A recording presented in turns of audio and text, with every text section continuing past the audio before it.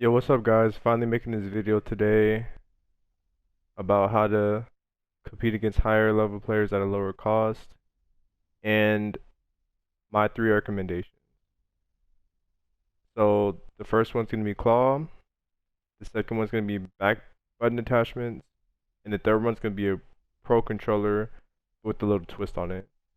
So the first one I'm going to dive into is going to be claw. That's going to be a little bit more complicated to record because I have to record it on my phone for the hand cam and then like a little gameplay against bots on the PlayStation. So bear with me, I'm gonna try to edit that the best I can.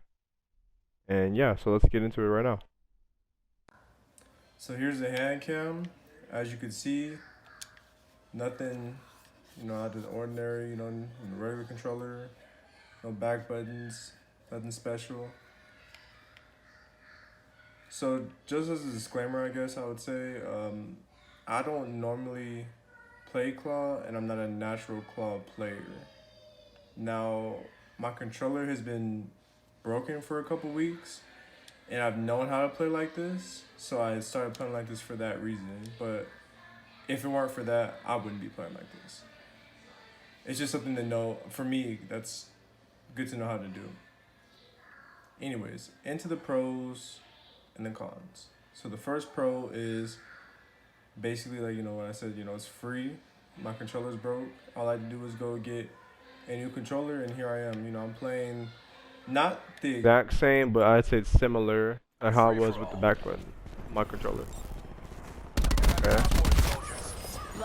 Another pro to this is that it's very accessible, like on the web. Like you can figure out how to play claw on YouTube, like I did, whether it be from my channel or wherever you like to watch. I mean, like Scump or I think Preach that made a video, but just a lot of different people kind of show off how they play and everything like that.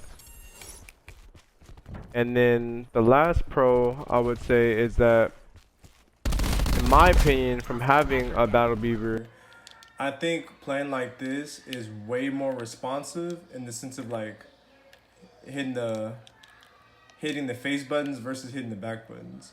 So I'm not like a master at playing claw, so I'm not as smooth with it all the time, I'd say. But from seeing people, once you get really smooth with it, yeah, everything is just way more fluid. Like, I don't know, I would highly recommend it. If it's comfortable for you, then yeah, go for it. And that leads me into my cons. Okay, so it's a little difficult to learn, right? So it's not for everybody. And as bad as that is, like, it's just some people can do it and be fine, some people just can't. I don't know. Like, that's as simple as it gets. And that brings me into, number two, is that it's uncomfortable, right? But not for everybody. So if it's uncomfortable, it's gonna be tough to learn and hard to, be motivated to keep doing if it's like hurting you. And then even for me, my number 3 con is that if you're not used to it, like playing regularly, then for me especially, my hands get tired, and I wasn't even paying attention. Oh, okay.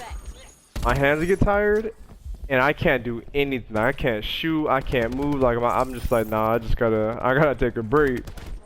So, again, I'm not a natural claw player. I mean, heck, maybe you are.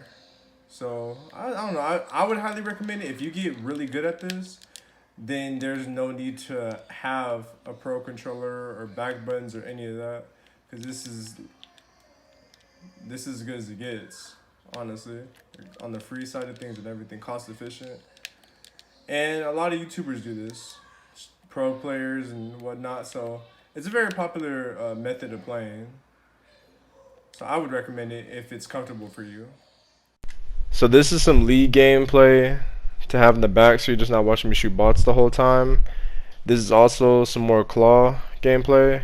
I didn't record the handcam just because I would have to sync it up and not mess up, so it'd been kind of hell to record it, you know what I'm saying? So I didn't end up doing that. But anyways, so let's get into the pros of the attachable back buttons. Number one is that they're cheaper than controllers. So you're looking at like $30 to $50, which is really not too bad. And that leads into number two. If your controller breaks, so let's say you have the L3 glitch, or your buttons are messing up, or whatever it is, all you have to do is replace the controller, and you could attach the back buttons onto any controller that you buy. And number three is that they're really available at different stores. Like you can go to Walmart, GameStop, Amazon, whatever it is, to get them. And like I said, they're pretty cheap, right? So the cons though. So the cons, in my opinion, is that they're in a fixed position, right? So like you can't customize it to how you want it. However they come is how you have to play with them. Like you don't really have a say in that. Number two kind of piggybacks off of number one, is that they can be uncomfortable. So if you have big hands, small hands, you're not changing how they're fitting. So you either have to get adjusted to it or don't use it. And number three, so this is specifically for the strike pack, but the strike pack, so you could just use the back buttons on the strike pack and there's no problem, right? But the strike pack also has a mod mode. So if you say, hey, well, I'm using the strike pack, immediately mod. So you're gonna kind of get a little discredited for that. So even if you're not cheating, so that's why for the strike pack, it's not so much worth it. But in my opinion, so I don't use the back buttons just because I have big hands and they're not as comfortable for me. But I do know a lot of my PlayStation friends use the back button, so I can't speak too much against it. Just in my opinion, I wouldn't use it. So on to the pros of a Pro controller. Keep in mind, I'm gonna be a little bit more biased just because I have a Pro controller, but I'm gonna be as fair as I can be. Getting into it, my first pro is that it's highly customizable. So some people just buy a Pro controller just because you can customize it to, I'd say, almost however you want. Like you can change the color, you could change the design, you could change the texture, I think, with the the gamer grip and then the hydro dip and all that stuff. Me, I didn't do all of that. All I did was add the back buttons, but I was able to lower it because my hands are bigger, so it made holding the controller with the back buttons way more comfortable for me. So that's what I like about it. My number two is that a lot of pros, YouTubers, streamers, whatever, are affiliated with these companies, so they're gonna have the discount code, so you can get money off your controller just by putting in one of their codes. I didn't do it that way. I'm gonna get into how I do it at the end, but still, that's a good way of doing things, just because you're helping out the person you're watching and you're getting a discount yourself. So what's wrong with that, right? On to my third reason, which is gonna be pretty important. For lack of better words, it's like having a clean title. With Scuff, Battle Beaver, and Astro, those are like tournament certified controllers. So you have pro players using them on the main stage, and pro players are not allowed to use mods on the main stage, right? So if you're using controllers that they're using, odds are you're not going to be modding, right? There's no way to keep people from saying you're not cheating, because I hear it myself.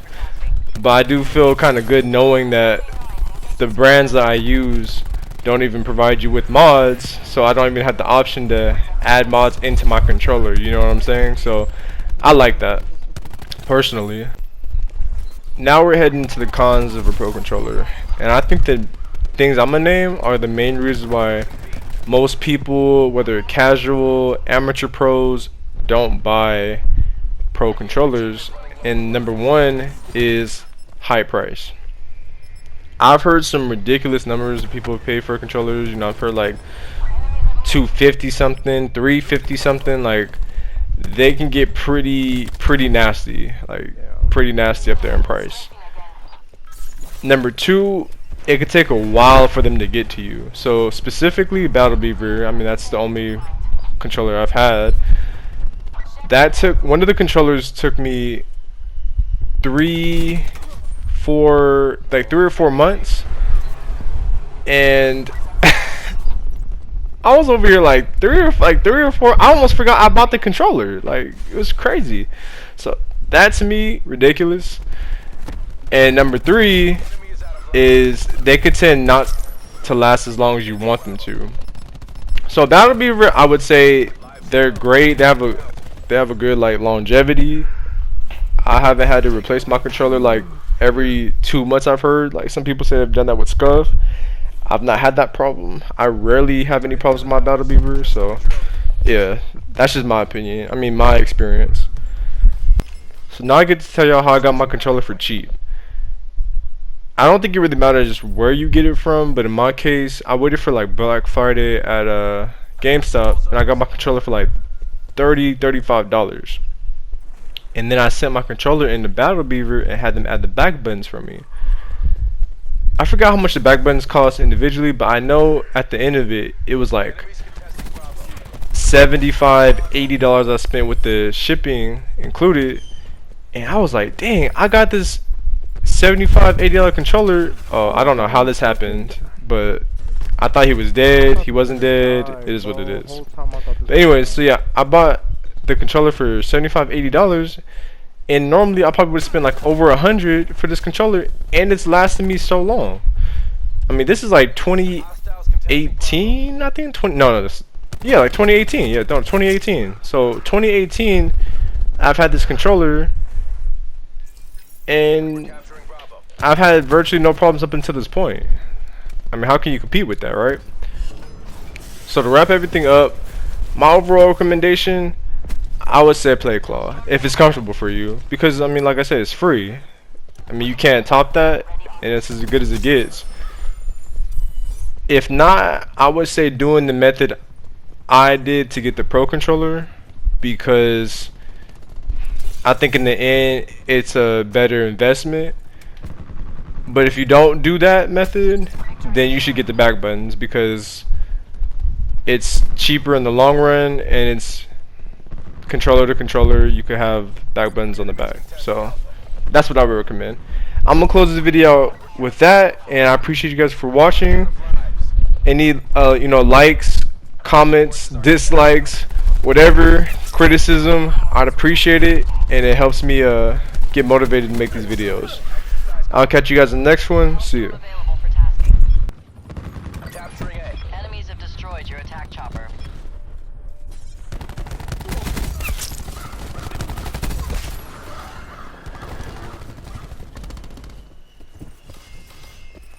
Defender 3-9 established on station.